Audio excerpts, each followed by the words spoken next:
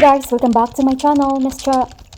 For today's vlog, ngayon pupunta tayo sa Watsons para bumili ng makeup. Tara, samahan niyo ako mag-shopping ng makeup sa Watsons. Kaunti lang naman yung bibiling ko sa Watsons, guys. Liquid eyeliner, liquid foundation, tapos eyebrows na pangkilay. Pero sa ngayon, mag-withdraw muna tayo kasi wala akong cash dito. Kailangan ko pa magtipid, kaya eto lang muna yung i-withdraw natin ngayon. 2K lang. Deserve din natin paminsan-minsan mag-shopping, guys, kasi minsan lang to matatabo sa ating sarili, sa ating kinabuhi. Charot.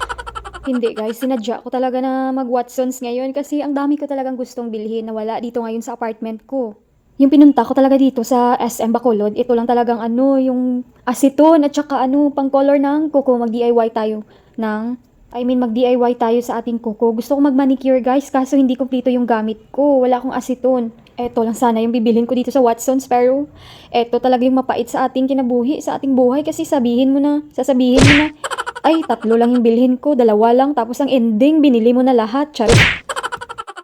Pinag-isipan ko pa talaga dito kung bibilhin kong mga to or hindi, pero yung budget talaga ko dito, 2,000 lang talaga yung budget ko dito. Pero alam niyo ba, guys, kung magkano yung nabayaran ko dito? 2,621 yung nabayaran ko dito. Hindi ako nagsinungaling, ha, totoo yan.